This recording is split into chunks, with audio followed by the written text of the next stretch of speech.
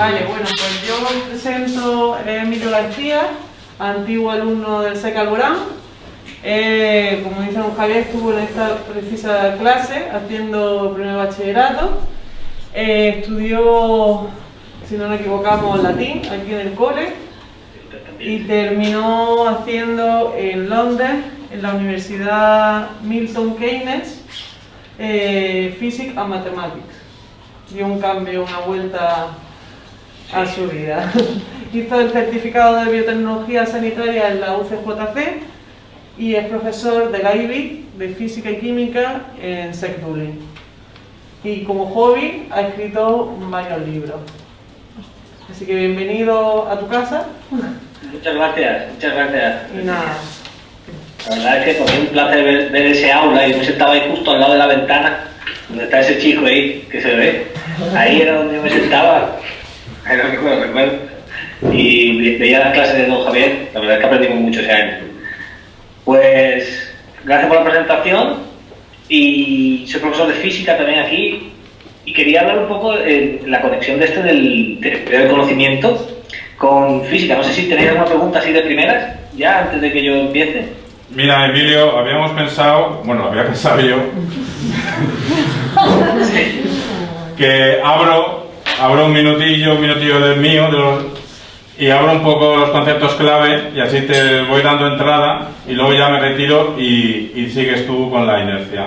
La sesión la estamos grabando, también no sé si al fondo a la izquierda, no sé de tu punto de vista sea el mismo, está Félix, nuestro profesor también de física y química. Saluda para que te vea. Y por lo que hemos hablado contigo en estos correos, te voy a dar un poco la espalda, pero bueno, me tienes visto. Vamos a llamar a esta sesión errores y certeza absoluta. En ciencia de la naturaleza, pero se puede extrapolar a cualquier ciencia, aunque no sea de la naturaleza. Voy a simplemente decir dos o tres términos clave, porque hay que tener en cuenta que una cosa son opiniones, otra cosa son creencias, otra cosa son certezas. Los tres son estados mentales. Las opiniones son estados mentales que tenemos cierta convicción sobre algo, pero no tenemos un asentimiento fuerte sobre ese algo. Cuando lo tenemos ya más fuerte es cuando tenemos una creencia. Ahí sí tenemos una convicción sobre cómo es el mundo, cómo es cierto fenómeno, ciertos hechos. Pero todavía más fuerte es cuando tenemos una certeza. ¿Por qué más fuerte la certeza? Porque la certeza, aunque tenemos un convencimiento interno, creemos que lo tenemos porque disponemos de unos indicios, de unas pruebas, de unas evidencias. Luego esos indicios, pruebas y evidencias serán correctos o no, pero creemos que los tenemos y por eso tenemos certezas absolutas. Lo contrario podría parecer que es el error. El error, y una pregunta que lanzaré en el aire, cuando tenemos opiniones, ¿podemos tener errores? Sí, porque es solo una opinión. ¿Y cuando tenemos creencias, podemos tener errores? ¿Y cuando tenemos certeza absoluta, podemos tener errores? Sí, sí. De esto vais a hablar con Emilio en la próxima hora.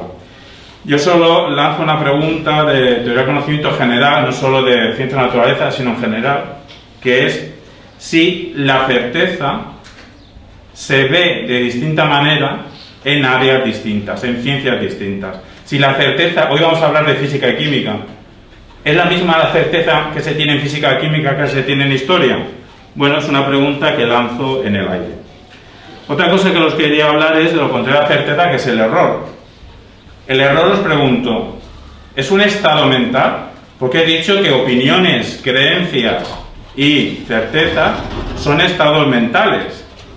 Pero a lo mejor el error, más que un estado mental, es una característica que la tiene que, pues las proposiciones, las teorías, porque posiblemente cuando uno está en el error, no es consciente que está en el error. Por eso no es un estado mental el error. El error a lo mejor no está subjetivamente en mí, sino que está objetivamente en mis teorías. El error tiene que ver con inexactitud. Inexactitud a la hora de cierto conocimiento que creo tener, o tengo la certeza de tener. Pero si finalmente estoy en error, es que hay una inexactitud. Os pregunto a ambos dos, la clase y Emilio, esas inexactitudes, ¿por qué vienen? ¿Son inexactitudes que vienen porque yo me he equivocado? ¿Son inexactitudes que vienen porque yo soy ignorante? ¿O pueden venir de otra manera? ¿Puede haber un fallo sensorial en la propia percepción del observador? ¿Puede haber un fallo en el instrumental que utilizo?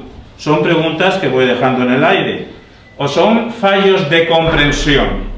Fallos conceptuales. Porque aquí no sé si se ve, pero a lo mejor se oye. Estoy tocando una mesa. Se oye porque desde mi punto de vista de sentido común, esto es sólido. Pero los físicos a lo mejor me dicen que esto que se oye es un espacio vacío. ¿Cómo comprendo la mesa? ¿Como un objeto sólido o como un espacio vacío? ¿Puede haber fallos de comprensión? El error normalmente tiene un componente negativo. Si te has equivocado, si has errado en tu camino, es un fallo. Normalmente, o al menos en la cultura occidental, es un componente negativo. Pero a lo mejor el error puede tener un componente positivo. Eso os pregunto si puede tenerlo y por qué va a tenerlo. Porque en el basurero de la historia, de la ciencia, o sea, hay muchas teorías que ya sabemos que son equivocaciones. Y pregunto, ¿qué archivo es más grande? ¿El archivo del basurero de las teorías que no funcionan? ¿O de las teorías que ahora mismo no creemos que funcionan? ¿Dónde hay más teorías? Hay más teorías en las que no funcionan. He ahí, de lo que hablábamos el otro día, la necesidad de conocer historia de la propia ciencia para los científicos. No historia en general, no historia universal de la humanidad, historia de la física en física, de la química en química. Y ya no sé si tú luego vas a hablar de Popper, el filósofo Popper, lo digo para no pisarte algo que vas a decir. A Popper no ibas... Tengo a Popper, yo voy a centrarme en lo que es la ciencia, la medición. Vale, pues 30 segundos y ya empiezas. Entonces sí que os voy a nombrar a Karl Popper, que es el considerado el mayor filósofo de la ciencia del siglo XX. Antes de Popper se creía en el verificacionismo, que una teoría científica es verdad solo cuando se puede verificar. Si no se puede verificar, pues será una hipótesis, pero no es teoría científica. El problema se vio cuán difícil es verificar al 100%, y creo que eso es lo que nos va a hablar Emilio, el 100%, incluso si estamos en el 100%, si podemos estar en el error, incluso de eso nos va a hablar. Entonces Popper lo que dice es, no podemos verificar algo al 100% que es verdadero, pero sí podemos, si encontramos un contraejemplo, si encontramos una contradicción, sí podemos falsar, decir, explicar por qué es falsa cierta teoría. Hombre, si es falsa ya no nos sirve como teoría, pasa al basurero, al archivo de las teorías que no funcionan. Entonces Popper, y cierro ya Emilio, lo que dice es, una teoría científica es más potente, ya no se dice verdadera, es más potente cuanto más intentos de falsación ha recibido y ha aguantado, se ha defendido, y esa teoría sigue en pie por más que se ha intentado falsar. Entonces, con este marco empieza ya Emilio. Un placer escucharte, en cualquier momento hacer preguntas, pero por favor hacerlas altas para que se pueda grabar la voz. Emilio, cuando quieras. Gracias. Pues yo quiero empezar un poco hablando de, antes de la ciencia, ¿no?, del método de observación y experimentación, que es lo que utilizamos hoy en día, para obtener resultados probados, ¿no? ¿Qué había antes, no? O sea, sabemos que antes de esto estaba el método dogmático ¿no? Que cualquier cosa que investigaras tenía que aferrarse a la tradición, al libro, a la religión. Si no concuerda con eso, pues no, si directamente no. Solo hemos visto ejemplos con Giordano Bruno, por ejemplo, como que es capaz de probar que la Tierra era redonda, pero según la religión o según las leyes que había por aquel entonces, pues no era compatible, lo que significa que eso no se podía probar, ¿no? Tenía que estar en un marco de referencia, que en este caso el método dogmático era eso, ¿no? O sea, funciona así, tiene compatibilidad con nuestra religión o tradición, o en la ley, ¿no? En aquel entonces pues todo era lo mismo, ¿no? Religión, tradición, ley, pues se basa en un conjunto que, bueno, sí, ya has descubierto algo muy interesante, pero ¿es compatible con esto? No, pues no solo ya no puedes seguir continuándolo, estudiándolo, sino que es falso. Bueno, pues esto, claro, esto trajo su evolución, que era la ciencia, ¿no? Un mejor método de observación y experimentación que ya no tenía que ver con aquel libro, ¿no? O las leyes o tradiciones. Pero bueno, vamos a irnos todavía más atrás. Vamos a irnos cuando, por ejemplo, todavía había historiadores que intentaban hacer historia escrita y todavía ni siquiera había una religión en común, que siempre había, ¿no? Pero bueno, estaban en un margen o tenía más libertad. Utilizaban un sistema que era bastante basado en la lógica, porque claro, la ciencia se basa en la lógica, ¿no?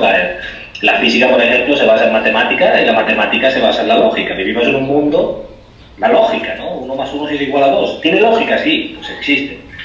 Pero por aquel entonces decían, un ejemplo que quiero poner, que puede llevar a muchas falacias, puede llevar a muchas inexactitudes, es, cogemos por ejemplo una civilización que sea Egipto, ¿no? En el menos 3000 antes de Cristo.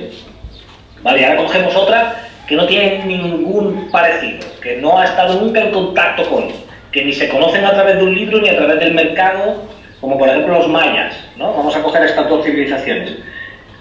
Bueno, pues los historiadores decían, los egipcios tenían pirámides, sí. Los mayas también tienen pirámides, sí. Ninguno se conocían entre ellos ni habían nunca hecho comercio, nada que tratara de uno influir en el otro. Bien, podemos decir que las pirámides existen. Tenemos dos ejemplos aquí, tenemos claros, entre ellos no se han hablado nunca, no han sido capaces de diseñar nada, pues bueno, hemos cogido ciertos elementos de un grupo, ciertos elementos de otro, y podemos decir que sí, los egipcios tenían pirámides y los mayas también tenían pirámides. ¿Cómo lo sabes tú? Bueno, si le echo una foto o voy al sitio y la admiro, pues ya estamos utilizando ciencia, ¿no? Pero por aquel entonces, si se lo tengo que explicar a alguien y no tengo pruebas, pues esto es una manera de demostrar algo, ¿no? Basado en la lógica.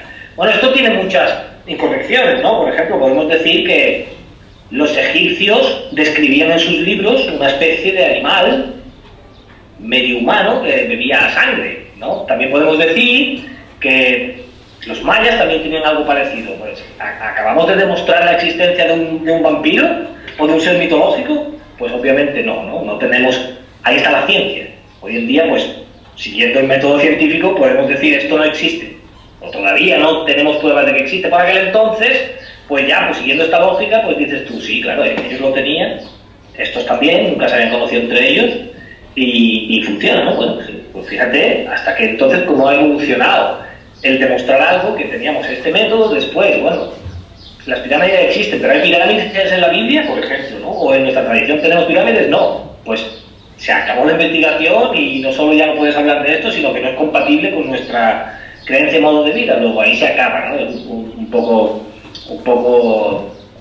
radical. Y luego ya, pues claro, ya con bastantes mártires, pues ya sí hemos hecho ciencia, ¿no? Ya hemos hecho ciencia, observación, experimentación, y ya tenemos evidencia, que es lo que se trata, ¿no? O sea, evidencia.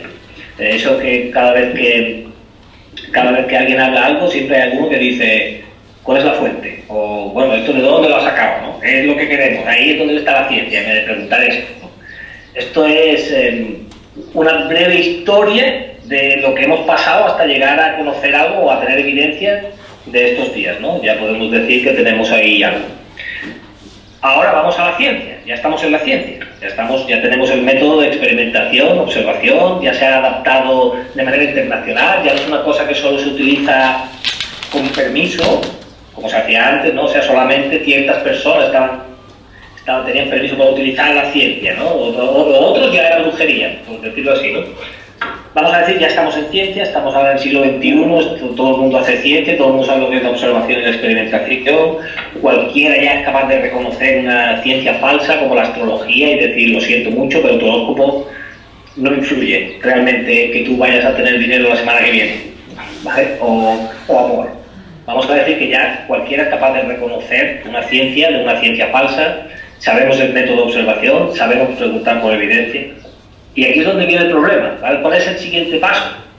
¿Cuál es el siguiente paso? Porque los científicos tenemos una manía, y es que tomamos todo con valores absolutos, cuando realmente eso no existe.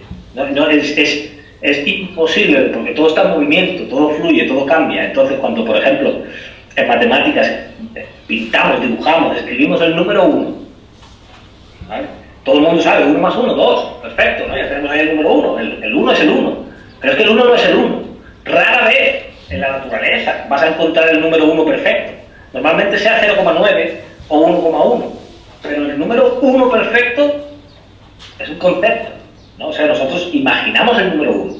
¿Cómo? Como un número 1 perfecto. Pero nada es perfecto. Si tú coges una botella de 1 litro de agua y utilizas maquinaria instrumental preciso, te darás cuenta que eso no es 1 litro. Que es un poco más de 1 litro o un poco menos de 1 litro. Pero no es 1 litro. O sea, ya estamos trabajando ahí con un margen de error, que se llama en ciencia, ¿no? Esto lo hemos visto en física. Estamos trabajando con un margen de error. Sin embargo, en matemáticas, cuando las hacemos, no estamos trabajando con esto. Ponemos el 1 y el 2, ¿no? 1 más 1, 2. Cuando realmente ese 1 más 1 no es 2. Ni el 1 es 1, ni el 2 es 2. Está todo en constante cambio. No sé si me seguís. ¿Hay alguna pregunta por ahora? ¿Algo que quieran añadir? ¿No? Yo sí te pregunto, has nombrado las pseudociencias y estamos hablando del error y de la equivocación, estás hablando del margen de error. Porque en ciencia uno se puede equivocar. ¿Me he equivocado? Pues estás equivocado. Bien por ti por reconocerlo. ¿Tiene sentido la pregunta que las pseudociencias pueden equivocarse? ¿Tiene sentido que preguntemos si pueden equivocarse? Sí, a ver, tiene sentido porque, como sabemos, las pseudociencias también están basadas en una lógica. O sea, no es completamente todo magia, ¿no? Quiero poner un ejemplo. Como dije antes, la astrología, ¿no? Astrología, la astrología de lógica, ¿no? Ya sabemos que es en las artes adivinatorias. Depende cómo se alineen los planetas, ¿no? O tu horóscopo, pues vas a tener más amor, dinero, salud, etcétera, ¿no? Bueno, esto está basado en lógica, es una lógica que dices, bueno, mira, si la luna afecta al mar, ¿no? La luna, los ciclos lunares afectan al mar. Sin embargo, el cuerpo humano está hecho de agua. Y los planetas son astros, como la luna, o como esto, pues tiene lógica. Pues sí, pues mira, tiene lógica. Si la luna afecta al mar, ¿por qué no me puede afectar a mí mi horóscopo, que era el que estaba en el cielo el año que yo nací? Bueno, es una lógica un poco, como ya veis, ¿no? Sin embargo, es suficiente para convencer a mucha gente, ¿vale? Esta lógica, y sin embargo es una falsa ciencia. Sí, acaban de dar algo con lógica, que incluso cualquier persona, si no tiene un poco de recorrido, ¿no? Podría decir, ¿sí, tiene sentido? Y vamos, pues sí, la verdad, sí, claro, si la luna afecta a los ciclos lunares afectan al mar, ¿no? ¿Por qué no?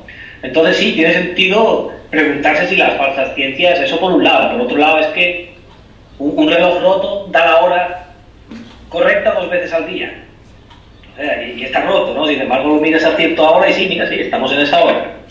O sea, que puede ser que de alguna manera hayan adivinado algo, no utilizando la ciencia, pero sí por probabilidad puede ser que hayan llegado al mismo resultado, ¿no?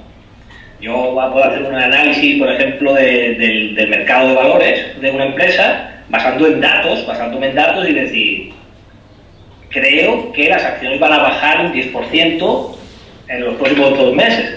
Sin embargo, puedo preguntarle a alguien que lee el tarot y decirle, oye, ¿qué va a pasar? Me puede decir lo mismo sin tener ni idea. Eso, o sea, ha llegado al mismo punto que yo. Sin embargo, yo he utilizado ciencia y esa persona no. Esto es algo que dices tú, sí, bueno, por probabilidad no suele pasar mucho, pero sí que conviene un poco hacer el estudio bueno, tenemos el mismo resultado por 2 vías, ¿no? Obviamente una es la correcta, porque es la correcta. La otra es basado en probabilidad, ya digo. O sea, eso es una buena pregunta, pero las pseudociencias, el problema que tienen es ese, es que les cuesta trabajo dar evidencia, ¿no? Y cuando lo pueden darlo, lo dan. Normalmente lo vinculan con algo. O sea, normalmente es el sobreuso de la palabra quantum, ¿no? Hemos visto novelas que hablan de amor cuántico y este tipo de palabras de yogures y le ponen un nombre científico, triglyceridos, o sea, de algo, ¿no? Y dices, bueno, esto ya lo tiene ya de por sí, ¿no? O lo tengo yo en mi estómago. De todas maneras lo añaden ahí en plan para hacerlo científico cuando realmente no tiene absolutamente nada de ciencia detrás. ¿Tienes preguntas? Aquí hay una pregunta. María, o sea, ahora mismo todos los conocimientos que tenemos sobre la ciencia, desde física, biología y química, son certezas, o sea, no hay nada seguro. A ver, no. Todo lo que tenemos está sujeto a otra evaluación. Todo, absolutamente todo. ¿Por qué pasa esto? A ver, pasa esto que nosotros, como he dicho antes, tenemos una cosa que estamos en constante cambio, ¿no? Muchos descubrimientos que se han hecho al intentar replicar los experimentos antiguos, sobre todo en química, ¿no? En química hemos intentado replicar la fermentación de algo y hemos descubierto algo nuevo.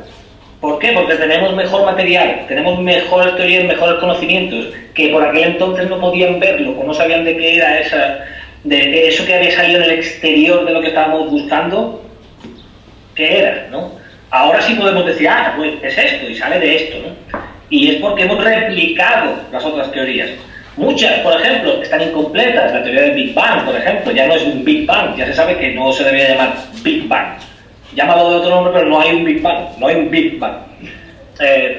Y todo esto es porque estamos en constante periodo de lo que hoy creemos que es cierto, puede ser que no sea tan cierto, no digo que sea falso, pero es posible que haya mucho que añadir, muchísimo, y sobre todo utilizando las matemáticas, que es la representación de la idea, ¿no? Una idea la podemos sacar y luego la representamos con formas y números y ya tenemos las matemáticas, le damos magnitudes, decimos que esa forma tiene una capacidad y un peso, por ejemplo, va en una dirección, ya tenemos la física. Y ahora decimos, bueno, ¿de qué está hecho? ¿Cómo se comporta? Pues ya tenemos la química. Bueno, y así seguimos con los distintos niveles, ¿no? Que la idea es lo primero. La idea es lo que nace y la pregunta, ¿no? Que puede salir de cualquier cosa, ¿no? ¿Es posible que el ser humano sea invisible? Pues esta pregunta la puede hacer cualquiera, sepa de ciencia o no. Ya, distintas capas, el químico te dirá una cosa, el físico te dirá otra, y hay un margen en medio, ¿no? O sea que estamos en constante cambio, no hay nada 100% absoluto en ciencias.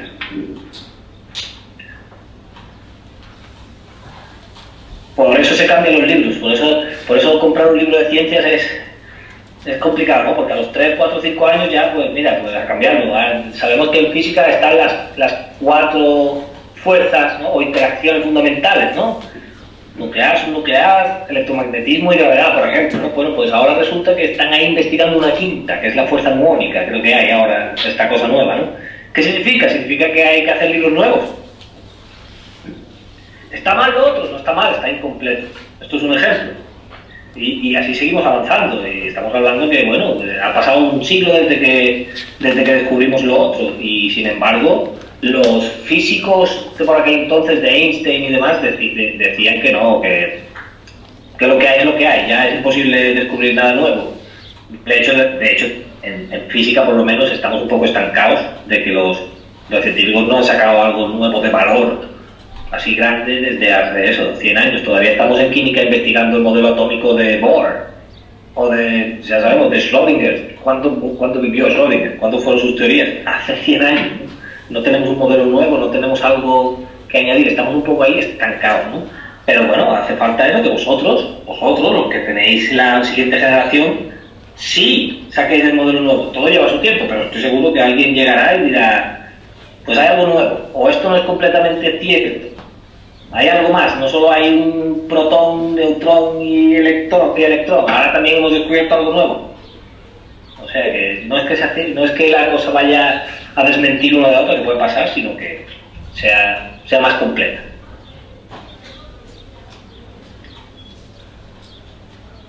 Y luego, si queréis hacer preguntas, me interrumpirme. De momento continúa, ya ellos ya preguntarán. Continúa, Miri.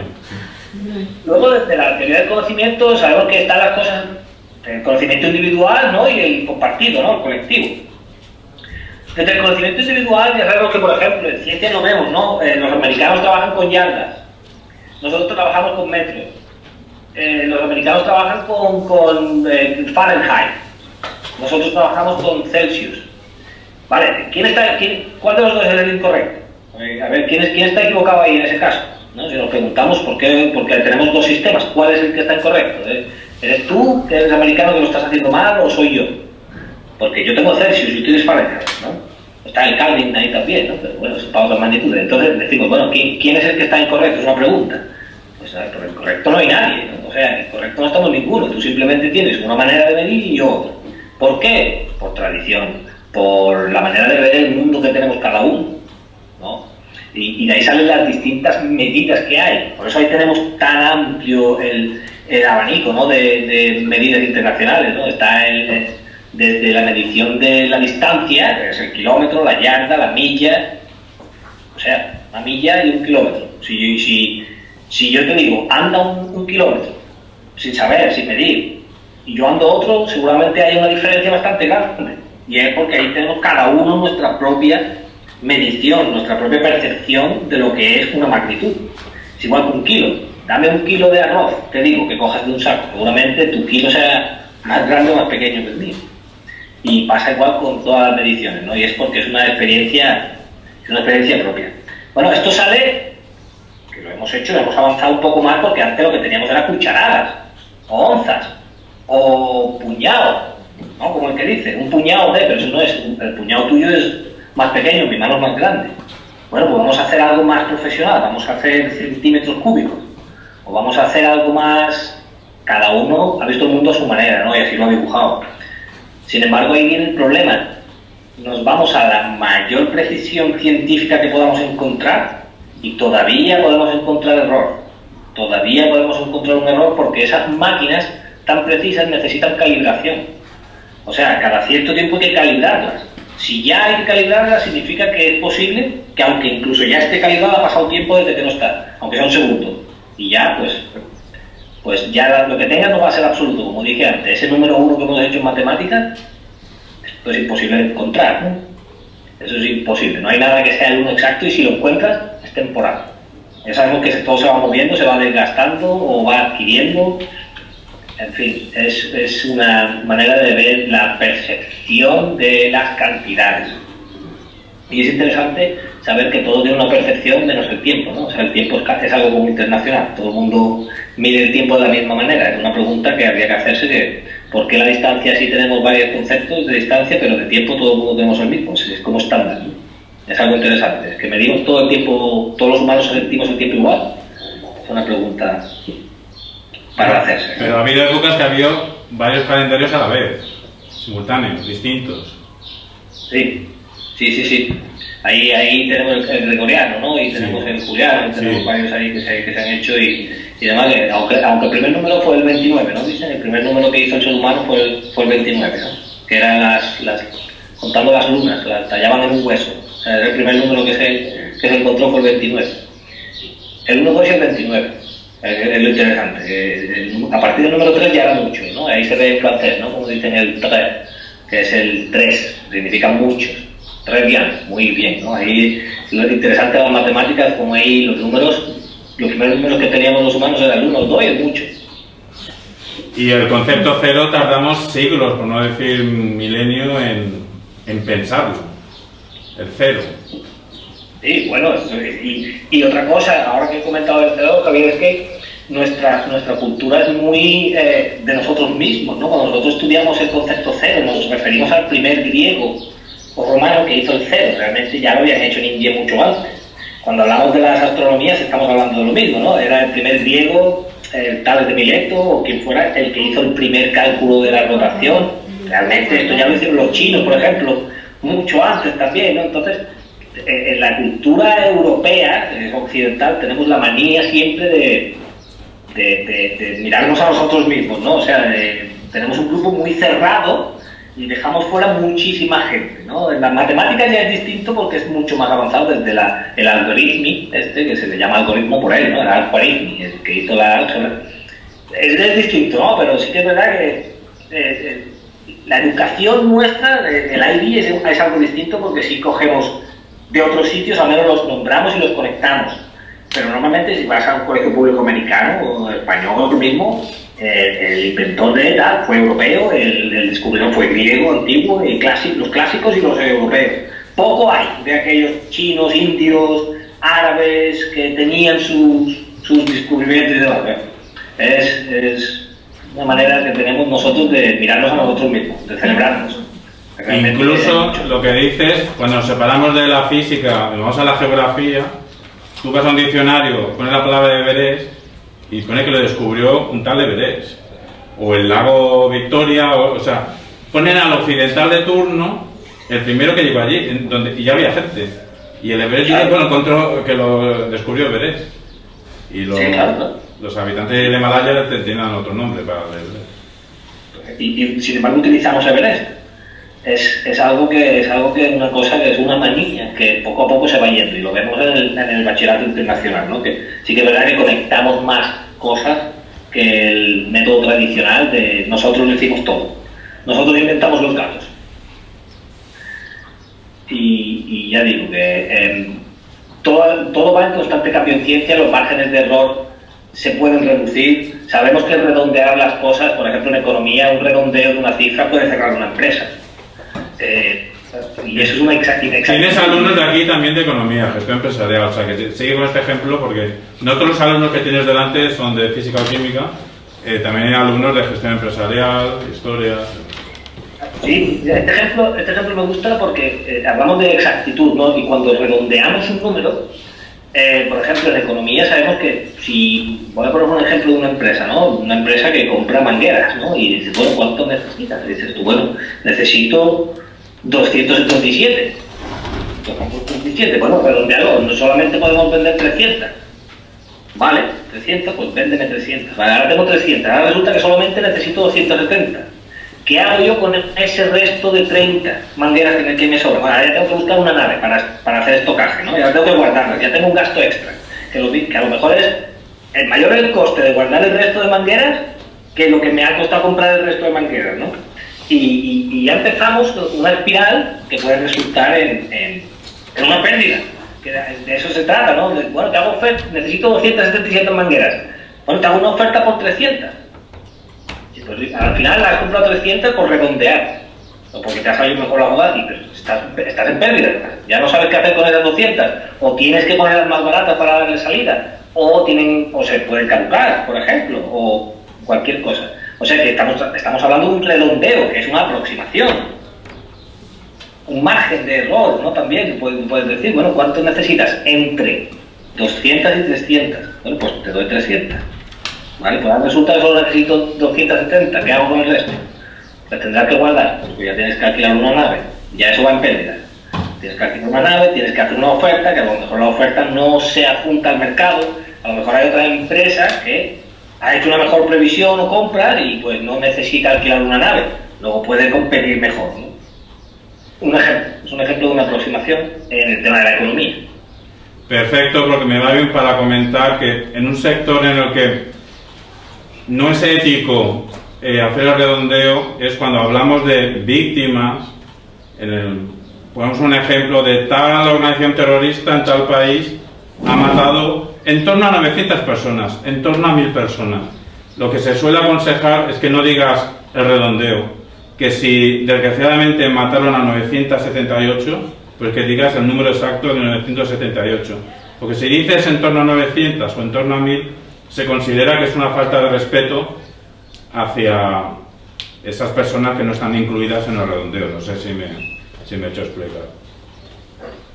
Yo creo que, por ejemplo, el tema del periodismo, los periodistas deberían trabajar más en colaboración, o sea, en cada departamento de periodismo debería haber alguien de estadística, matemáticas, ciencia, ética incluso, porque realmente cometen unos errores expresando una gráfica. Tenemos 1000 ejemplos de cómo una gráfica se ha alterado o no quiere decir lo que se expresa o es completamente erróneo, ¿no? O a la hora de dar una idea, el factor ético de se han rescatado 40 fallecidos y 3 americanos, ¿no? Por ejemplo, dices tú, esos 3 que valen como 40, o sea, ¿por qué me estás haciendo esta distinción?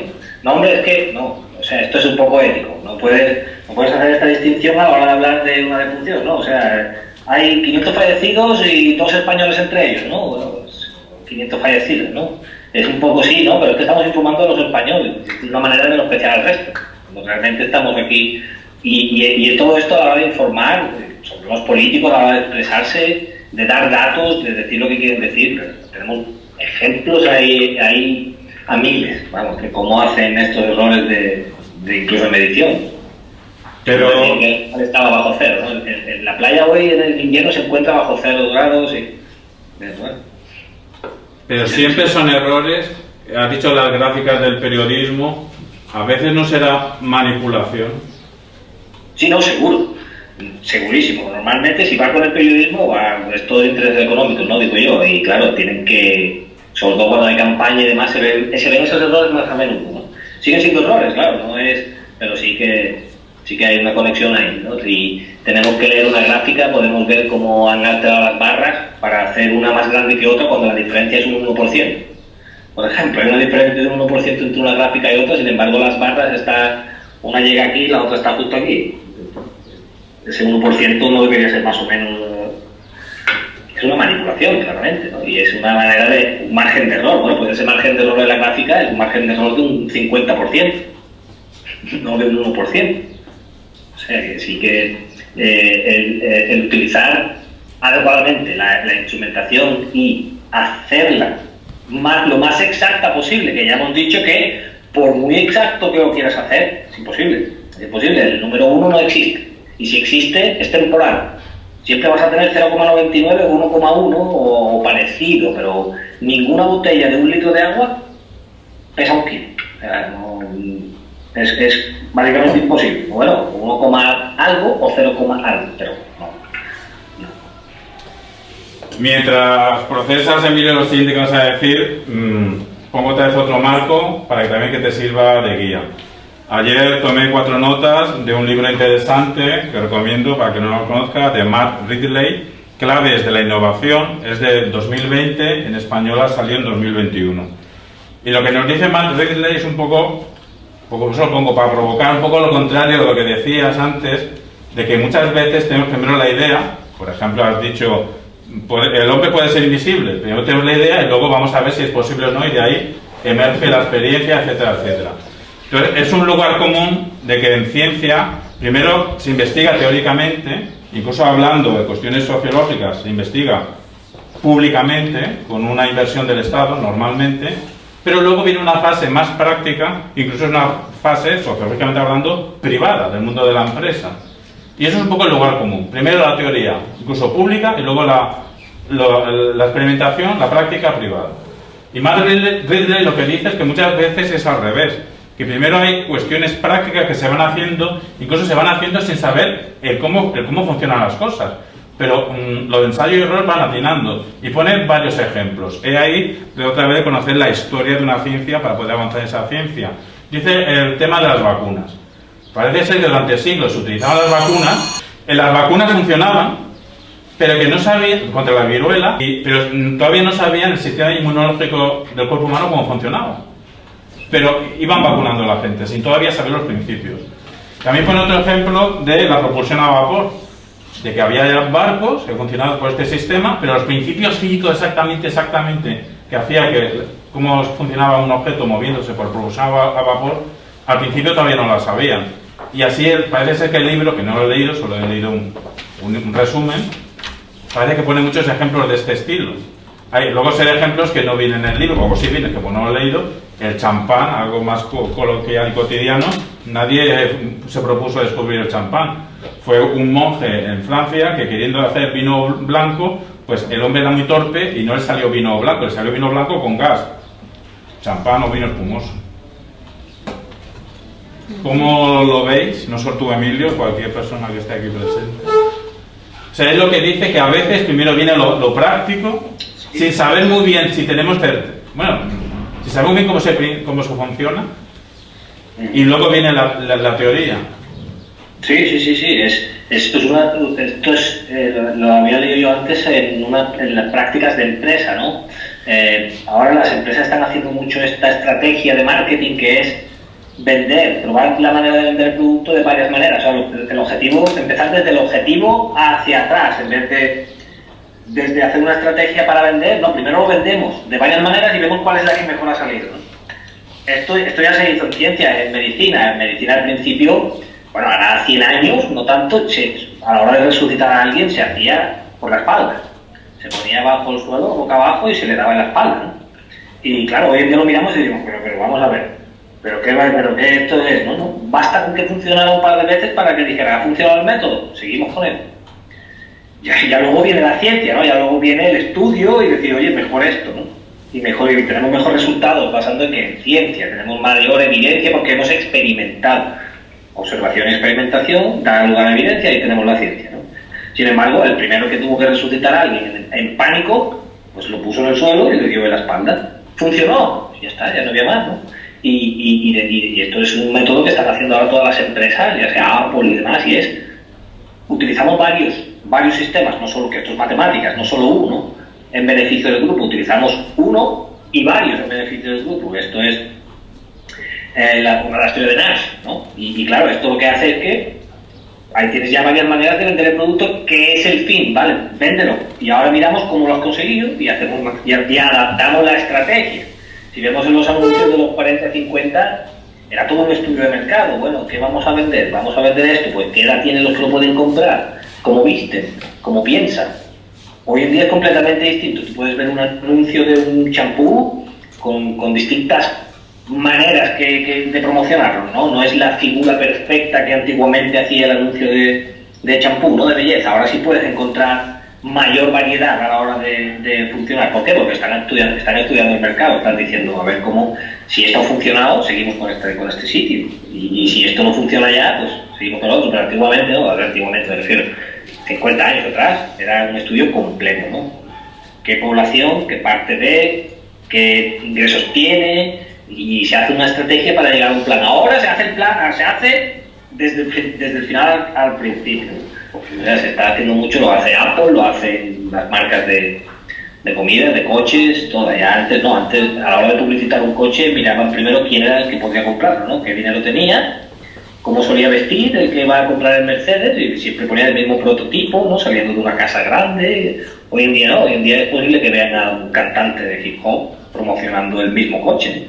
Son perfiles completamente distintos, sin embargo, han hecho el estudio y saben ya que lo que importa no es quién lo compra, es que lo compres, o sea, no importa quién. Y es interesante verlo desde el punto de vista de las matemáticas y desde el punto de vista de la ciencia también, cómo varios sitios llegan a la misma evidencia. Enlazando con lo que acabo de decir, de llegar al mismo sitio desde varios caminos, otra idea que tiene Matt Ridley es que dice, o quiere disolver la imagen romántica que tenemos del científico individual, del científico solitario, que él solo es capaz de crear una genialidad científica y luego, hasta tiene razón y todo, hasta la realidad funciona como él ha teorizado, y quiere romperlo eso en el sentido de un individuo solo. Él dice que las ideas, como tú has dicho, es que tampoco es contradictorio, las ideas se tienen, como que las ideas no son de nadie, nos vamos pasando de cabeza en cabeza, reformulamos ideas de otro. Entonces cuando emerge una innovación tecnológica, pues aunque aparentemente a lo mejor sea de una cabeza, pero que esa cabeza no ha partido de cero, no ha pensado de cero, que ha utilizado otras ideas que estaban pululando en su comunidad. Entonces, y dice mucho que tiene que ver, la ciencia avanza por lo práctico, pero también por el intercambio de ideas. Y como has nombrado ahora gigantes tecnológicos, quiero enlazarlo todo, no es una pregunta, reflexión, a ver cómo sales. Aparentemente el mundo de Internet, cuando empezó fuerte, se nos vendía que era un mundo nuevo y distinto en el que todos podíamos compartir todo, y en realidad estamos compartiendo todo. Pero también se han creado gigantes tecnológicos que se llaman gigantes de la observancia, que vigilan, controlan y negocian con nuestros datos. Entonces, el papel del científico aquí en medio, ¿cómo le pillas? Un colaborador de estos gigantes tecnológicos, la ciencia se hace intercambiando, supongo que vas a decir que sí, pero ¿cómo ves todo esto? Yo creo, don Javier, que todo es como antiguamente toda comunicación va a través del mercado. O sea, desde los egipcios, los griegos aprendieron de ellos a través de la comunicación de mercado, o sea, te vendo estas vasijas y ahí en esas vasijas venía una historia dibujada, pintada, que hoy aprendemos. Mira, este río aparece aquí en esta vasija. Pues ya estoy aprendiendo yo a través de la historia. A través del mercado, ¿no? La comunicación entre un pueblo y otro a través del mercado es lo que los conectaba. Yo creo que hoy en día pasa igual, ¿no? La globalización pasa por el mercado. Ahí está la ciencia, ¿no? No solo, por ejemplo, porque he visto que Michael Jordan, que está en Estados Unidos, que a mí me queda bastante lejos, y que juega al baloncesto, que a mí no me gusta. Sin embargo, me gusta la camiseta que lleva. El diseño es precioso, es roja y tiene ahí un logotipo muy bonito. Pues yo quiero esa camiseta.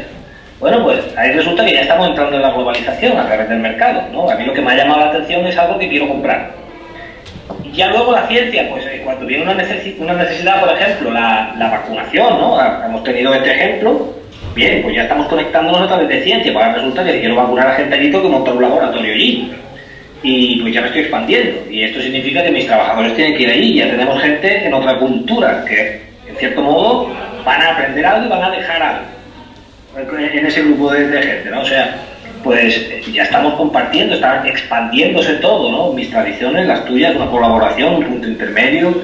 Y yo creo que todo es a través de la necesidad por el mercado, ¿no? Y es algo que pasa hoy y pasa todavía y pasando por aquel entorno desde los principios de los hombres, ¿no? Los intercambios de las primeras tribus. Yo tengo peces y tú tienes carne, pues ya que te doy esto, también hacemos una alianza. Ahora resulta que tienes unas tradiciones, yo tengo otras, yo te invito, tú me invitas, seguimos expandiendo. Así hasta los origen de los tiempos, ¿no? Ahora el idioma inglés se hizo popular por esto, por el mercado, ¿no? Ellos eran los que más mercado manejaban, de ahí que el inglés ahora sea más popular.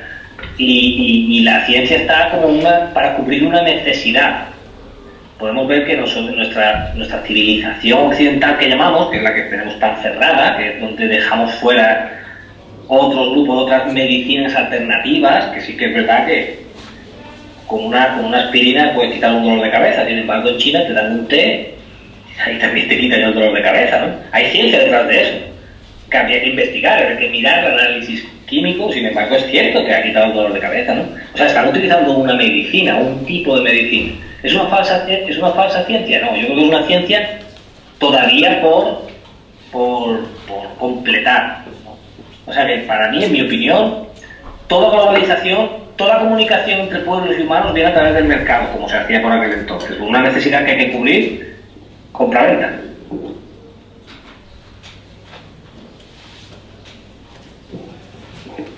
Pero entonces, aquí en clase habíamos hablado que en la época de los años 60, 70, 80 ya menos, el pique que había geopolítico entre Estados Unidos y la Unión Soviética en investigación espacial, investigación y práctica espacial, con todos los cachivaches que lanzaban al espacio, que al principio la Unión Soviética iba ganando la supuesta carrera espacial, supongo yo que no habría mucha comunicación de datos entre ellos.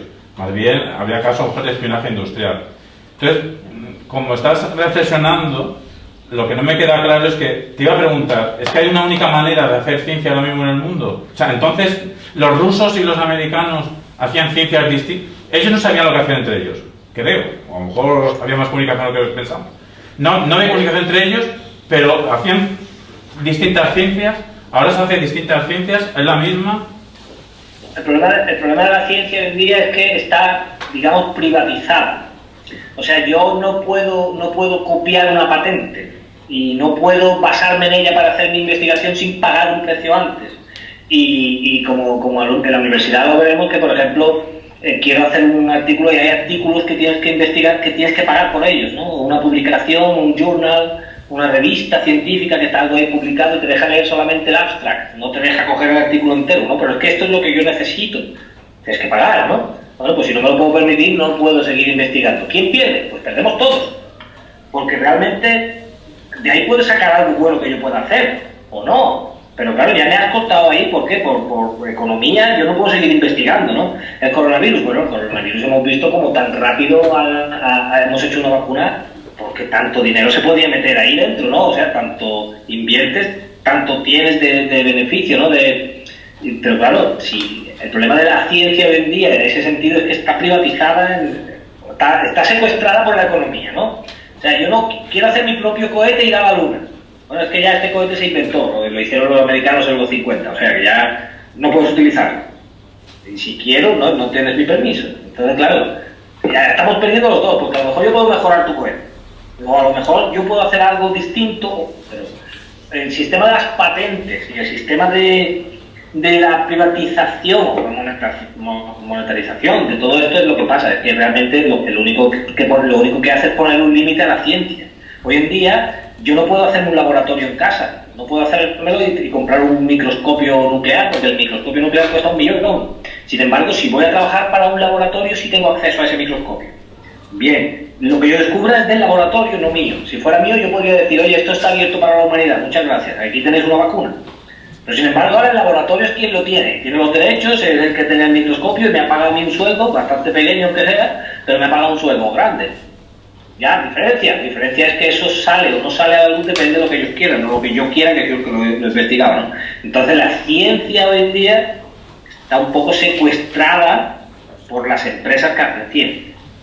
Y lo hemos visto, ¿quieres una vacuna de coronavirus? Bueno, ¿voy a tener beneficio? Bastante, creo que sí. Pues ahora la tienes en un año. Cuando no había esto así, puedes tener una vacuna, puedes tardar 10, 15, 20 años.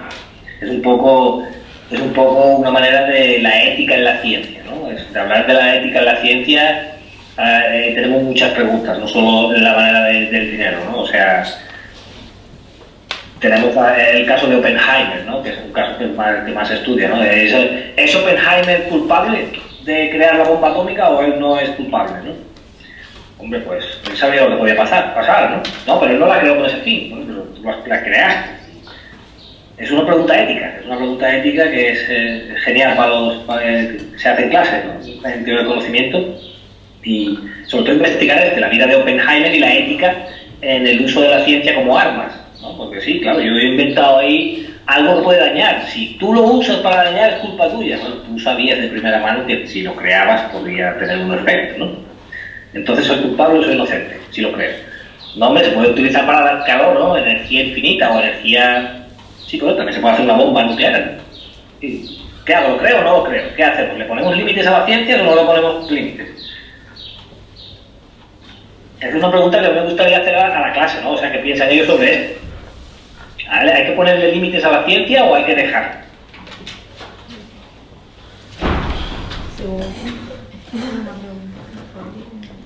Según el propósito. Dame un ejemplo del propósito. Un propósito de ciencia que no sea ético. Pues, por ejemplo, lo que hemos estado hablando ahora de la bomba atómica. Si tú estás creando algo que sabes que puede usarse para el mal, no creo que eso se deba dejar sin límite y que siga avanzando cada vez más. Ahora, si va a suponer una evolución o un avance en cierto campo, cierto sentido, que va a mejorar la vida de la sociedad, pues ¿por qué ponerle límite a eso si todos podemos enriquecernos de esa idea? Tiene sentido, la verdad es que es una opinión bastante buena, tiene bastante sentido, sí.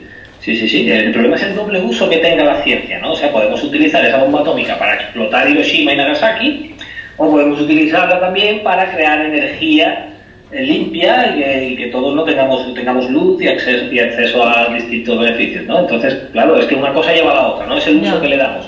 Pero si decimos de crear en biología, utilizando radiación, hacer las células inmortales, que cada humano pueda vivir 5.000 años, el que se lo pueda pagar. ¿Qué hacemos? ¿Seguimos con el experimento no, o lo cancelamos? No, esto no es ético. O sea, tú no puedes tener medio planeta viviendo 5.000 años y otros viviendo solamente 70.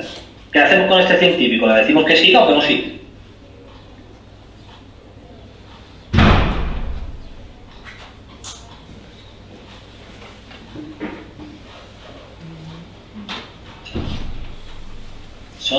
Son preguntas éticas, y lo que pasa con el tema de la ética es que cada uno tenemos la nuestra, ¿no? Cada uno tiene sus propias circunstancias y cada uno lo ve de una manera distinta, que ahí es donde vamos al principio de la conversación, ¿no? Cada uno tiene una percepción distinta.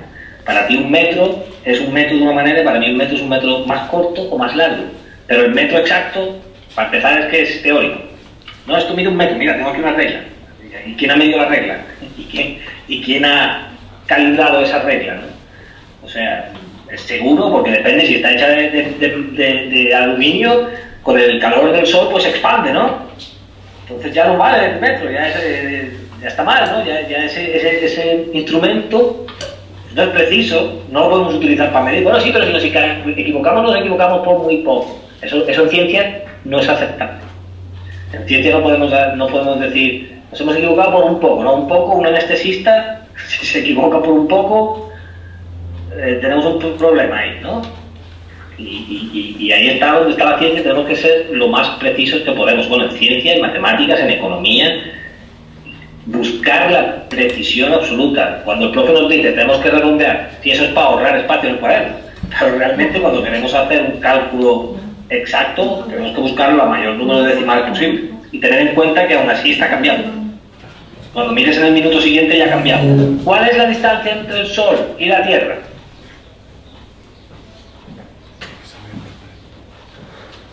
La respuesta es depende depende del mes, ¿no?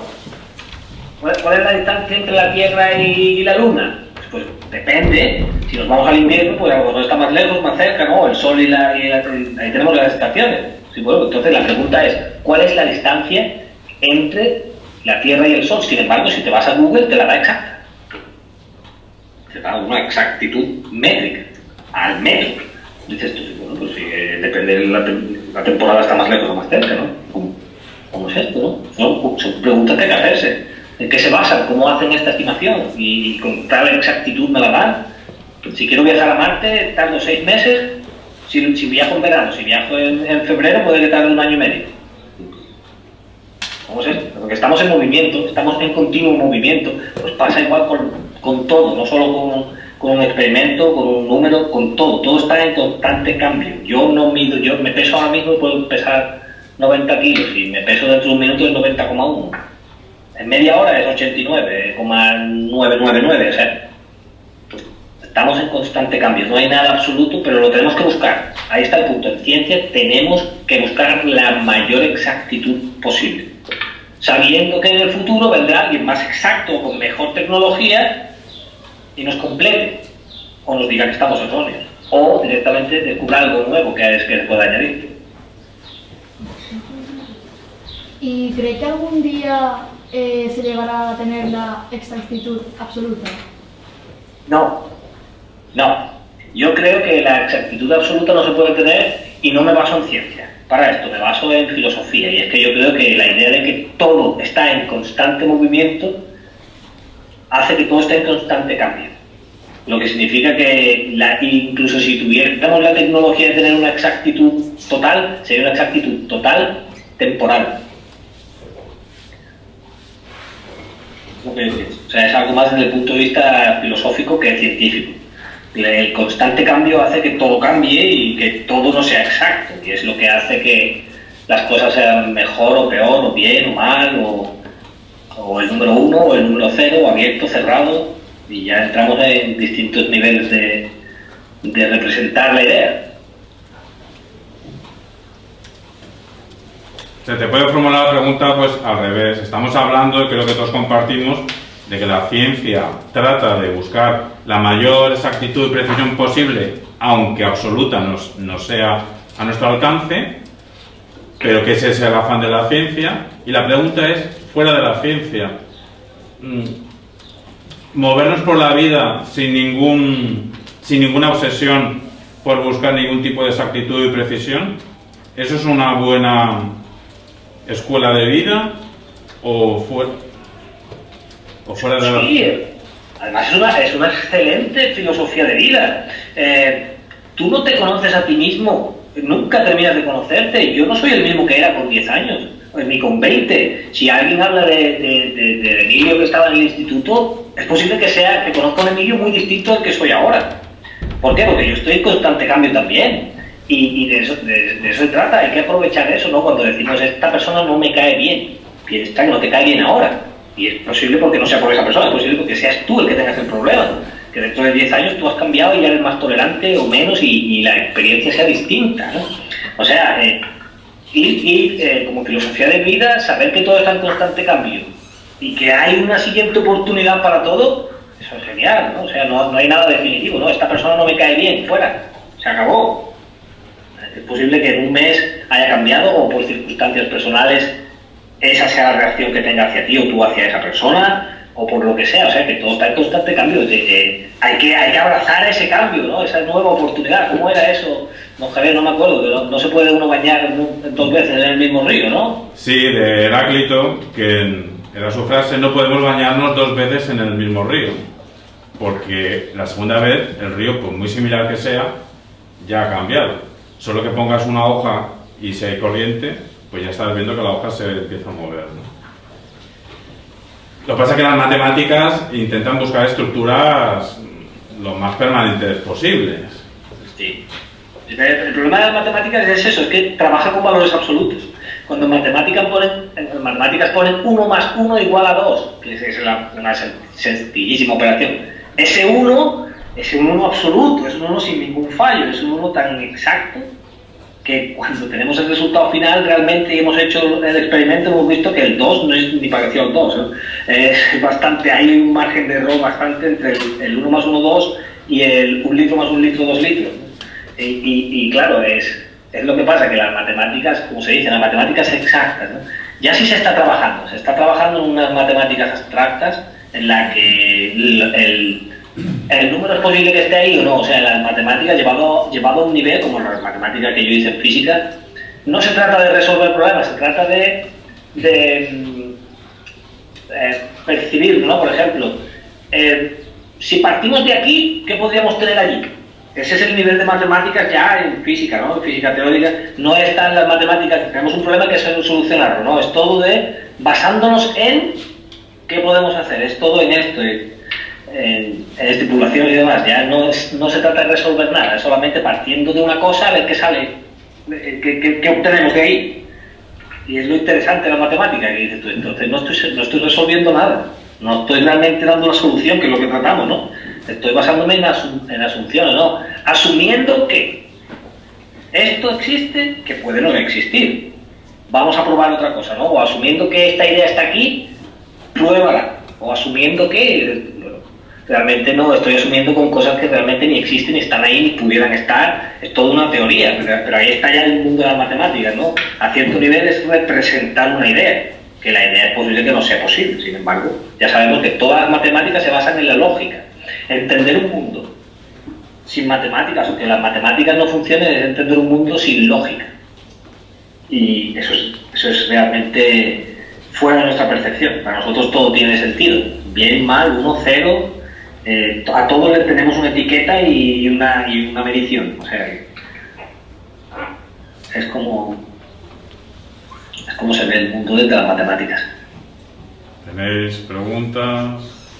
¿Comentarios? ¿Alguien quiere estudiar física en la clase? ¿El plano de física? ¿O matemáticas? Sí. Sí, yo. Ah, bien, muy bien. ¿Más teórica o más práctica? Práctica. Con rayos láser, ¿no? Y gravedades y todo esto. Sí. Es muy interesante, la verdad. Mucho laboratorio. Vas a pasarlo bien. Pues si no tienes nada más que comentar, pues vamos a ir cerrando. Está fuera de plano, pero Luis Carlos está aquí presente, porque también podemos hacer una pregunta. Si en el mundo de la geología todos son certezas. Por aquí, el vídeo, ¿qué tal? Me alegro mucho de verte. Oye, tengo una pregunta para ti. Sí, es que si estás aquí tienes que participar, aquí no te escapas. Te estaba oyendo hablar antes de la ética y la ciencia. Yo soy de la opinión que la ética está marcada en la ciencia por intereses, siempre. Y mi pregunta para ti es, ¿qué crees que es más poderoso en ciencia? ¿La ética para la vida o la ética para la muerte? Lo que dé más dinero. Es, a simple modo, la ciencia se basa en eso, ¿no? O sea, hoy en día la ciencia no se hace por alcanzar un conocimiento, ¿no? Sino por obtener un beneficio, y es lo triste, ¿no? Es, ¿qué puede darme más dinero? Y depende del resultado, pues ahí investigamos más o investigamos menos. Porque obviamente el SIDA, por ejemplo, ha estado ahí tantos años y todavía está, y ha pasado desapercibido. ¿Por qué? Porque no nos ataca a nosotros, ataca a África, nos queda lejos, nadie quiere ir, no tampoco hay interacción, los que tenemos aquí, bueno, son pocos, y entonces, claro, dices, de esta manera, la ética de empresa es, al menos en un sistema capitalista, ¿no? Que realmente es algo que todo tiende, es pésimo, ¿no? O sea, para hacer ciencia, el capitalismo y la ética deja mucho que desear, ¿no? Dices, si no lo estamos haciendo para ayudar, sí, bueno, estamos haciendo la vacuna del coronavirus para ayudar, sí, bueno, estamos haciéndolo para ganar dinero. Eso es lo primero. Si sabemos que no va a haber beneficio, no habría duda, no tendríamos ninguna vacuna. Hoy en día, ninguna. O tardaremos 10 años, lo que quisiéramos invertir. Ahora, me dices, no, todo el mundo tiene que obligatoriamente ponérsela y todo el mundo son 2 dosis, no una, bien. ¿Y cuántos países, cuántos? En meses la tenemos. porque el motivo es, ¿no? El motivo es ganar dinero, ¿no? Si yo digo que si esto hubiera pasado solamente a China o a África, por ejemplo, no estamos hablando de vacunas ni siquiera. O sea, esto sería un tema completamente olvidado y demás. Pero sí que hay en ciencia, hoy en día hay una pregunta en ciencia que es muy buena, y es que había un hombre que iba a hacer un trasplante de cabeza. Eso yo había escuchado, ¿no? Que le iban a quitar la cabeza porque estaba de cuerpo muerto y le iban a poner la cabeza a un cuerpo, el cuerpo vivo, pero la otra persona estaba en estado vegetal, ¿no? Entonces la familia había firmado el permiso de quitar la cabeza de un cuerpo y ponerla en el cuerpo de otro, ¿no? Bueno, pues ahí hay un tribunal ético que todavía no ha dado una respuesta. Esto es un caso, es un hombre ruso.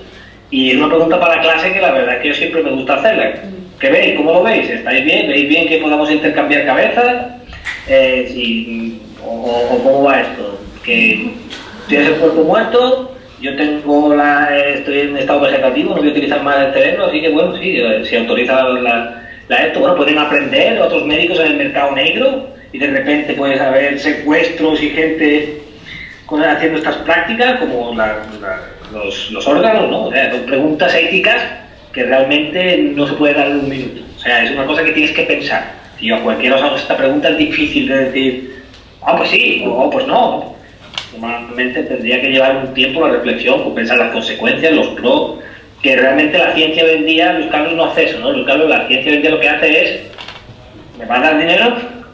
O sea, voy a hacer dinero porque aunque el médico quiera o aunque el científico quiera hacer algo, es la universidad la que paga el doctorado, la investigación, una empresa. O sea, es complicado que uno quiera hacer ciencia por querer hacerla. Es complicado porque no te dejan, no tenemos instrumentos hoy en día para eso. Sí, pero al margen de lo económico yo iba también porque, como has dicho tú, la vacuna del COVID. La vacuna del COVID, el interés es económico, el que ahora se estén torpedeando entre las distintas farmacéuticas, creo que es por eso, porque quieren ocupar ese nicho de mercado que dejaría vacante una que anulas, simplemente por desprestigio. Yo voy más que nada a que la preocupación por la vacuna o por el COVID ha venido por dos lados. Primero, por la pandemia, y segundo, porque hay estamentos políticos, sobre todo relacionados con temas de defensa, que estaban preocupados de que alguien había podido encontrar un arma biológica que realmente fuera peligrosa. Entonces, si alguien encuentra algo que puede salvar vidas y cambiando algo, como decías tú antes con la bomba atómica, cambiando un poquito puede generar un arma realmente peligrosa, yo estoy seguro que incluso perdiendo beneficios tirarían por el lado del arma, sin duda. Sí, de hecho el ser humano, nuestra especie, tomamos gusto en la destrucción, nos encanta ver una hoguera, nos encanta ver cómo el fuego se come los troncos, está en nuestra naturaleza, ¿no? Disfrutamos con la destrucción, ¿no? Y el ser humano es bueno o es malo por naturaleza. Bueno, lo que sabemos, eso es una pregunta filosófica, ¿es bueno o malo por naturaleza? Bueno, lo que sabemos es que es social, ¿no? Es que nos necesitamos unos a los otros para todo. Sin embargo, esto lo hacen los militares, todo invento, descubrimiento, lo primero que hacen es, se puede utilizar contra mí o lo puedo utilizar contra alguien, ¿no? Y es el ser humano, cualquier cosa, desde la bomba atómica, o lo puedo hacer en esta dirección, en la otra, pero todavía tenemos ciencia que funciona. Por ejemplo, un laboratorio, un grupo de médicos en Cuba ha sacado la vacuna y la ha dado gratis al mundo, ¿no? Para el cáncer de pulmón. O sea, ya ellos tienen la patente y la han abierto. Todos los documentos están en abierto y todos los mercados pueden hacer uso de él. O sea que eso es difícil de encontrar hoy en día. Sin embargo está ahí, ¿no? Si buscáis en Google, el laboratorio cubano, vacuna, cáncer de pulmón, y aparece. ¿Vale? Y esto es algo directo. Pudiendo haber ganado millones y millones, han decidido darla al mundo. O sea, y estos son médicos. Pues sí, o sea, todavía encontramos Teslas. Todavía hay algún Tesla por ahí suelto. Ya sabéis quién es Tesla, ¿no? Lo saben. Pues todavía hay muchos Teslas que no todo es beneficio, no todo es profit, ¿no? Relacionado con esto te hago una pregunta, tengo 4 más rápidas y contestamos también de todo lo posible con agilidad y para poder ir cerrando. La primera que estamos hablando es que existe una corriente de filosofía de la ciencia, el materialismo filosófico, que lo que dice es que, desgraciadamente, conforme se avanza en ciencia es con la guerra. Que la guerra es lo que más ha hecho evolucionar a la especie humana a nivel técnico y luego a nivel científico. Y eso no sé si es una realidad que esté allí, pero que ahí lo dejo. O sea, que se dice que si no hay conflicto intelectual, pero conflicto físico, si no hay conflicto no hay avance. Entonces, quiero pensar que a muchos nos gusta que haya paz, que no haya conflictos, pero si no hay conflictos a lo mejor no hay avance científico. Bueno, esto tenemos un caso perfecto de los europeos en América, ¿no? O sea, hemos visto cómo Italia estaba contra Francia, Francia contra España, España contra el Reino Unido Portugal, Portugal España, alianzas, guerra, alianzas. Esto eran avances, obviamente en estrategias, en diplomacia, en hospitales, en médicos, en medicina, porque necesito el ejército más preparado que el tuyo, con mejores armas, con mejor aleación de metal, más ligera. Fuimos a América, donde estaban, como dicen, no es feo, fumando la pipa de la paz, ¿no? O sea, estaban en paz, o quizá tenían sus trifulcas, pero no era al nivel europeo. Eso nos hacía estar realmente como 500 o 600 siglos de ventaja, lo que significa que al llegar allí no tenían ninguna opción. No tenían ninguna opción porque nosotros habíamos estado en guerra mucho más que ellos. O sea, de religión y demás no podemos enseñarles mucho más. Ellos ya tienen sus sistemas de ideas, sus creencias. No le aportamos nada a esa hora de creencia. Pero en tecnología sí, nosotros tenemos espejos, ¿no? Que era alta tecnología europea. Y cucharas. Sin embargo, yo te doy un espejo, una cuchara, tú me das un lingote de oro. Me parece un trato justo. Obviamente no es justo. Para ellos sí lo era. ¿Tomamos nosotros ventajas? Sí. ¿Nos beneficiamos de la guerra? Sí. Pues sí, pero claro, es mejor, se negocia más fácil con un portaaviones, ¿no? A la hora de pedir te voy a pedir un favor, necesito que incluyas esto en tu presupuesto, ¿no? Y ahí tengo un portaaviones, como segunda opción. Claro, obviamente, la guerra siempre ha beneficiado al ser humano, siempre, y se ha utilizado como método de negociación, y ahí lo hemos visto, ¿no? El problema que tenemos ahora es el decir, que ya esto me voy a extralimitar un poco, cuando decimos, no queremos que vengan los extraterrestres porque pueden hacer lo que hicimos nosotros en América. Bueno, eso es contando con que sean de la misma especie. Si tuvieran otra naturaleza distinta, no tienen por qué hacer eso, ¿no? Nuestra naturaleza ya está más que probada. Nuestra naturaleza sabemos que es el conflicto. Sabemos que es el conflicto y el beneficio. Y es algo muy humano, no es algo que la historia no lo pruebe incorrecto. Ciertos humanos sí que se han comportado de manera distinta, pero como norma general, el ser humano es una de nuestras categorías conflictiva. Segunda pregunta de 4. La evidencia es Israel. Israel, que está en guerra permanente, son los más avanzados tecnológicamente y son punteros en todo. Porque están todo el día entrenando. Sí, y no necesitan estar dentro de ninguna organización como la OTAN, son directamente autosuficientes, utilizan lo mejor de cada uno, o sea, sí que es verdad. ¿Sí?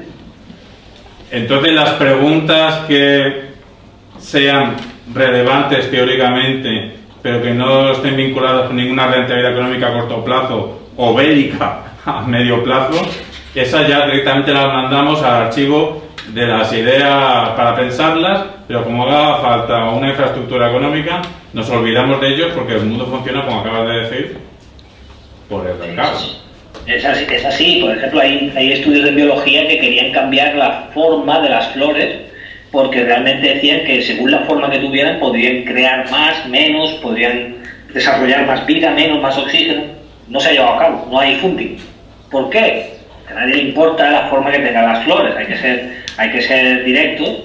Y no, pero hombre, es que esto realmente hace avanzar el mundo de la botánica, de la biología. No, la verdad es que no voy a tener beneficio con eso, no voy a poder sacar un producto que vender. Vas a tener flores con distintas formas. Muy bien, no me vale, lo siento, yo no voy a dar funding a esto, ¿no? Y es un poco que, bueno, es que este no es el objetivo de la ciencia, el objetivo de la ciencia es expandir el conocimiento. Ya, pero realmente hoy en día se mueve todo por profits. Y es un poco el tema ético, ¿no? Que es difícil encontrar funding si no sabes directamente que eso va a tener un impacto en el mercado. Esto me va perfecto para hacerte la tercera pregunta de 4, que es si entonces lo científico es un producto, el equipo de científicos ya no puede ser solo gente muy potente intelectualmente, tendrá que tener capacidad discursiva para convencer al Estado o a la empresa que necesite financiación, convencer de que lo que tú vas a hacer es útil. Y luego, una vez que lo has hecho, es ser un buen comunicador para explicar lo que acabas de hacer. Que ya no hace falta ser teórico y ya está, que tienes que ser un buen comunicador para ser científico. Hay un debate hoy abierto en ciencia que muchas universidades tienen la carrera de STEM, ¿no? Algunos ponen la A en medio, es STEAM, y otros es STEM, ¿no? Y es un debate, porque muchas universidades no reconocen arte como una ciencia o como un campo científico. STEM, sabemos que es Science, Technology, Engineering y Mathematics, ¿no? Ciencia, tecnología, ingeniería y matemáticas, ¿no? Pero claro, algunos ponen arte en medio y dices tú, bueno, es que no necesitamos el arte, ¿no? Bueno, hay un debate. Muchas universidades sí lo incluyen, porque claro, tú dices, vamos a diseñar un cohete que vamos a ir a Marte. Alguien tiene que hacer el diseño, ¿no? Y alguien tiene que expresar la idea también, la arte literaria, y explicar y exponer la idea y presentarla hace mucho. No importa lo bueno que seas en ciencias, si al final de tu experimento no sabes explicar lo que los resultados que has obtenido, ¿no? Pero yo haciendo ciencia y manejando el laboratorio y mis números, perfecto. Bueno, ahora, ¿qué has escrito? Es que yo esto no lo entiendo. Pues ahí es que estamos todos conectados, ¿no? Y este es un debate. ¿Habría que añadir humanidades al campo de la ciencia o no? O es que estamos en un mundo muy dividido, ¿no? Estamos los de ciencia y los de letras. Y ahí, ¿tú qué estudiaste? Ciencia, pues yo letras. Ah, pues te hace falta un abogado. No, pero yo diseño un cohete. Y tenemos esta lucha que es un poco de niños, ¿no? Tenemos que pasar ese nivel y decir, no. Yo te necesito a ti, tú me necesitas a mí, y no hay un nivel superior sobre otro. Y ahí está, ¿no? A la hora de expresar el método científico, al final es comunicación. No importa lo bien que lo hayas hecho si no sabes comunicar los resultados. Y es un error que tienen muchos científicos, que realmente cuando lees muchos papeles científicos dices, no me he enterado de nada. No sé ni lo que estaba hablando. Y te hago mi cuarta pregunta última, si hay alguien más que aproveche también ahora. Es ¿quién investiga ahora mismo o en el futuro quién va a investigar? Las empresas, más que la universidad. ¿Se ha desplazado la investigación del mundo universitario al mundo empresarial? ¿Son las empresas que realmente están haciendo conocimiento científico hoy en día? Sí, básicamente porque tienen el dinero, ¿no? O sea, la empresa sabe que tiene el dinero. Sabemos que un estudiante de doctorado, ¿no? O sea, va a cobrar un sueldo mínimo y va a estudiar mucho y aparte tiene que dar sus clases en la universidad y dices, claro, es que no puedo vivir como un estudiante ya con 40 años, ¿no? Yo necesito un sueldo. ¿Quién me lo da? Pues me lo da la empresa privada, ¿no? Que tiene su laboratorio, que puedo seguir investigando y encima voy a cobrar un sueldo medianamente decente porque no quieren perder el riesgo. Si tú eres doctor en biología y vas a buscar un laboratorio grande, realmente no te van a decir, no, lo sentimos. No. Tienen dinero para acogerte porque saben que es posible que tengan ahí al siguiente Darwin y no lo vamos a perder ¿por qué? Por 3.000 euros al mes. No vamos a dejar escapar una oportunidad que nos puede dar bastante beneficio. Es que si lo dejamos ir, se va a otro laboratorio, puede crear algo grande. ¿Por qué? Por 3.000 euros al mes no me lo quedo, ¿no? Esto se lo pueden permitir las empresas. Las universidades tienen unas restricciones bastante grandes, ¿no? Quieren ver primero tu currículum de lo que has hecho antes, lo que no, pues no, lo sentimos, pero vamos a investigar un cerebro, o a la hora del lenguaje nos quedamos con el científico y el que estudia el idioma, pues lo tenemos que dejar fuera, no hay dinero para todos, ¿no?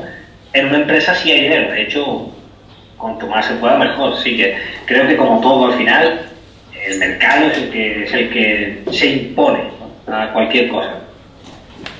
Y si quieres, pues cerramos ya, cierras tú con un consejo a estudiantes de primero de bachillerato, estudiantes del programa del diploma, qué actitud mental deberían tener para afrontar su curso académico y su curso de vida.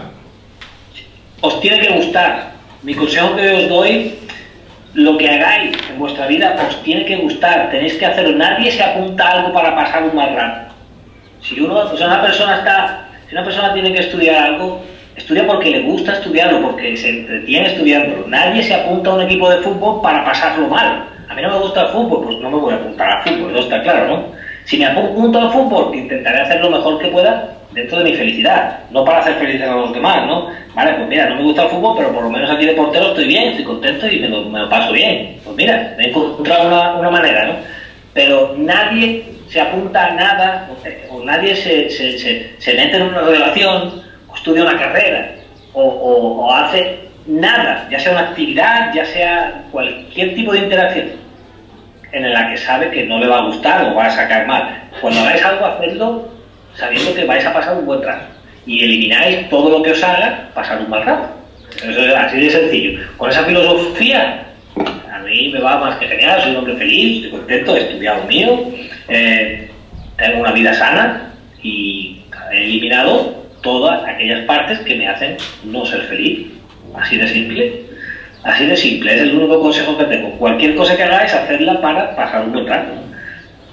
Pues y si hay algo que está en el obstáculo para pasar un buen rato mientras hacéis, o sea, estoy estudiando y realmente tengo un compañero de clase que me está molestando, no hace que yo estudie a gusto, hablas con él, oye, mira, esto me molesta, ¿no? Igual en una relación, oye, mira, esto que estás haciendo pues no me gusta, ¿no? Ah, pues mira, hay un entendimiento, pero nadie se apunta a nada para pasar un mal rato. Cualquier cosa que hagáis, tenéis que imaginaros siendo felices en eso. Si en cualquier escenario de vuestra cabeza que hagáis no sois felices, tenéis que replantearos, ¿vale? Es mi único consejo que yo os puedo dar.